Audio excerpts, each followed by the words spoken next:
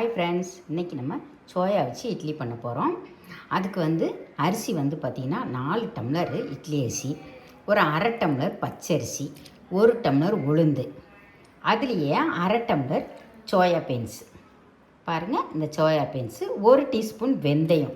இப்போ நீங்கள் உளுந்து போடாமல் வெறும் சோயா மாத்திரம் வச்சு இட்லி செஞ்சாலும் சூப்பராக இருக்கும். நான் உளுந்து சேர்த்து போட்டிருக்கேன். இப்போ என்ன பண்ணலாம், இந்த சோயா ஃபஸ்ட்டு மிக்சியில் அரைச்சி கிரைண்டரில் போடலாம். அப்போ ஈஸியாக அரைப்படும்.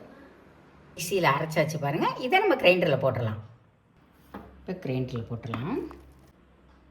தனித்தனியாக அரிசி ஊற வைக்க வேண்டாம் பார்த்துக்கோங்க. இப்போ நம்ம எல்லாமே ஒட்டுக்காக ஊற வச்சுருக்கோம்.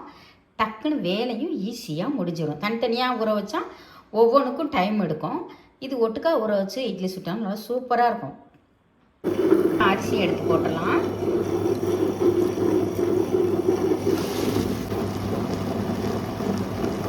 எல்லா அரிசியும் போட்டாச்சு. ஆட்டி முடிக்கட்டும், பார்க்கலாம். ரவையை விட கொஞ்சம் நைஸாக இருக்கணும். இப்போ மாவு ஆட்டிடுச்சு. இதில் ஒரு பிடிச்சபடி உப்பு போட்டுக்கலாம். உப்பு போட்டு இந்த ஓரத்தை தள்ளி விட்டு ஒரு 2 நிமிஷம் கழித்து மாவை வலிச்சிடலாம். இப்போ மாவாட்டி நல்லா மாவை அடித்து கலக்கி வச்சாச்சு. நான் 3 பாத்திரத்தில் ஊற்றி வச்சுருக்கேன் கொஞ்சம் கொஞ்சமாக. ஏன்னு கேட்டிங்கன்னா, ஃபுல் மாவு போட்டு எப்போவும் எல்லாம் கலக்கிட்டு இருக்கக்கூடாது. தேவையான கொஞ்சம் கொஞ்சமாக அந்த மாதிரி சின்ன பாத்திரத்தில் ஊற்றிட்டோம்னா அன்னன்னைக்கு எவ்வளோ தேவையோ அந்த மாவை அப்படியே எடுத்து அன்னைக்கு காலி பண்ணிடலாம். நல்ல மாவு புளிக்கட்டும். காலையில் நைட்டு 8 மணி நேரம் வச்சுருங்க. காலையில் இட்லி மாவாட்டி வச்சோம் இல்லைங்களா. இப்போ வாங்க எப்படி இருக்குன்னு பார்க்கலாம். பார்த்தீங்களா, நல்லா பொங்கி வந்துருச்சு.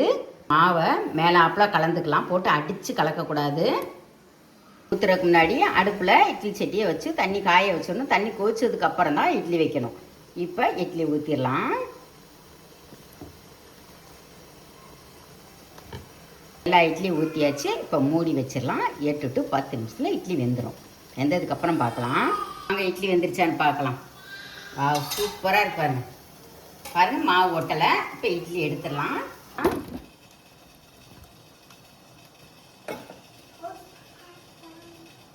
பாருங்கள், துணியில் ஒன்று கூட ஒட்டலை. எவ்வளோ சாஃப்டாக எப்படி சோயா இட்லி வந்திருக்குன்னு பாருங்கள்.